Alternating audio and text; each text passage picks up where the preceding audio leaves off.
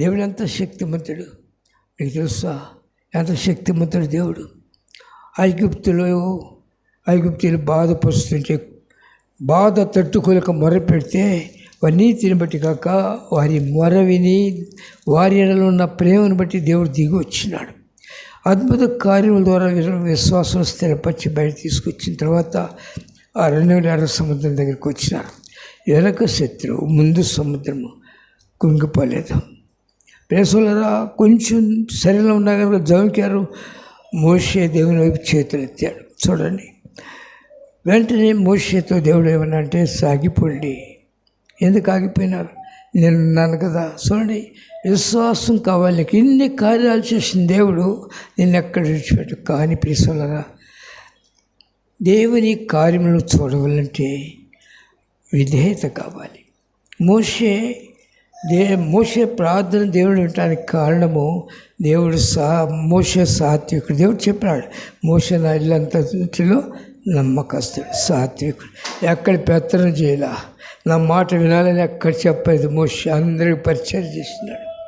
విశ్వాస జీవితంలో ప్రేసరా దీనుడుగా మారాలి, తగ్గించుకోవాలి. నీకు పట్టణ ఏర్పరిచారు, దరిద్రత నుంచి విడిపించి సింహాసనం కూర్చోబెట్టుకోవాలి. ఆయన ప్రక్కన పరలోకంలో సింహాసనం కూర్చోబెట్టుకోవాలి. ఆయన ఆశీర్వాదం మనకు వాసుగానే ఉండాలి. ఆ గ్రహింపు లేనప్పుడు నా మాట వినాలి, నేను చేసిన చేయాలి. ఎవరండి? యేసు ఎక్కడన్నా అన్నాడు అన్నమాట.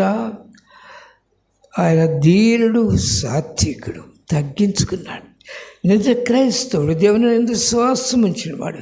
ఆయన స్వభావాలకు మాట కొరకు శరీరాన్ని చేయించాలి, శరీరం చేయించాలంటే ప్రార్థన అవసరము. ప్రార్థన పోగొట్టుకుంటాం. మొదటి అసలు పోగొట్టుకుని నేను లోకంలో అది చేయాలి, ఇది చేయాలి, వాళ్ళ పైకి తీయాలి, ఏళ్ళ పైకి తీయాలా అని ప్రకటన గ్రంథంలో అంటున్నాడు. నేను ధనవంతుడను, ధనవృద్ధి చేసుకున్నాను, నాకేం కొద్దు అంటే అతను లోకంలో చూసి గర్విస్తున్నాడు. లోకం నీతో రాదు కదా. ఏమొస్తుంది? లోకం నుంచి ఏమొచ్చింది?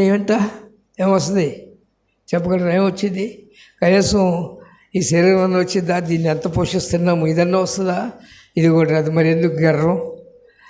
ఆత్మవిషయమే దీనులుగా ఉండి నన్ను ఆశీర్వాదానికి వాసుగుంటకు దరిద్రుని ఆయన నుండి దూరం అయిపోయినాను.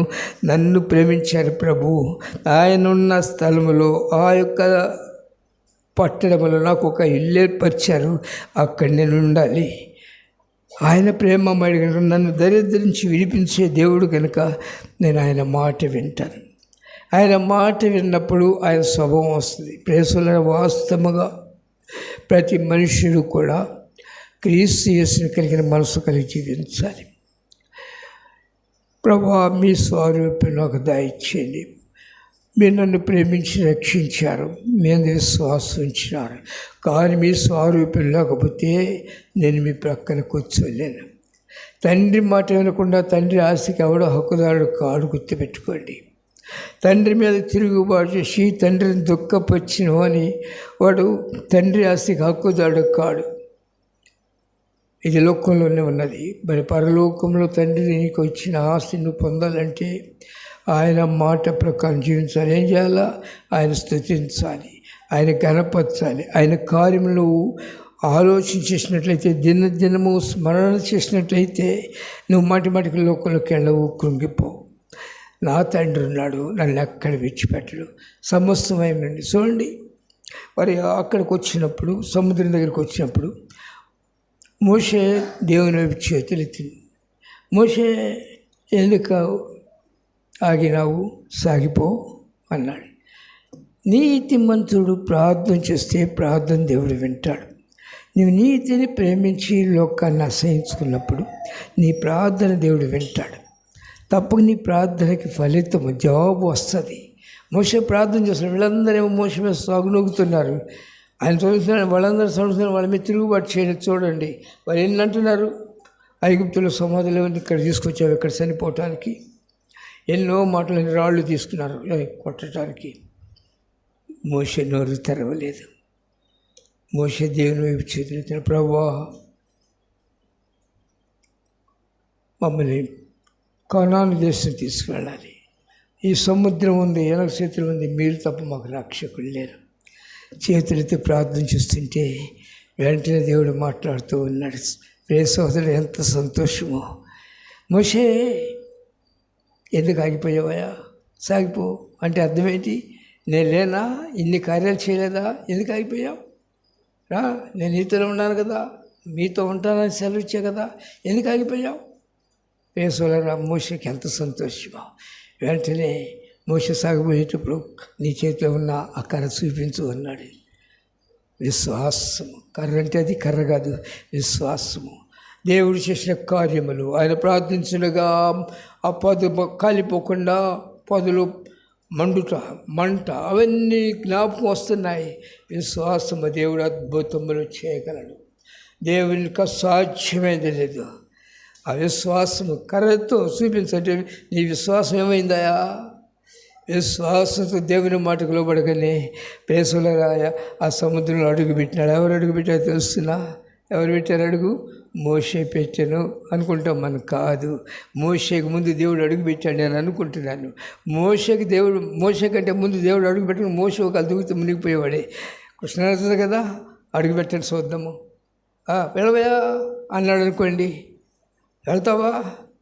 కృష్ణానదిలో దూకుతావా? వెళ్ళి చూచుచున్న దేవుడు ఉన్నాడు. ఆయన చూసినప్పుడు మోషేకి కనపడుతున్నాడు. దేవుడు ఎప్పుడైతే అడుగు పెట్టాడో, ప్రియ సోదరుల, సృష్టి గడగడలాడుతుంది. గుర్తుపెట్టుకో. సముద్రములు వణికిపోతాయి, కొండలు కరిగిపోతాయి. మహోన్నతుడైన దేవుడు ఆయన. సమస్తమును నోటి మాట ద్వారా సృష్టించిన సృష్టికర్త. సముద్రం పాలైపోయింది అంతే. దేవునికి అసాధ్యమైన ఉందా? ఎందుకు పిరికొడుగుతావు? ఎందుకు భయపడతావు? దేవునిలో ఉన్న శక్తి నీకు తెలుసా? నీ తండ్రి ఎంత గండో తెలుసా? కానీ నువ్వు లోకంలోకి వెళ్ళొద్దు. నీ తండ్రి రెక్కల కిందకి రా. గర్భమున పుట్టిన బిడ్డలో కరుళే పకాతాలే మరసునాం.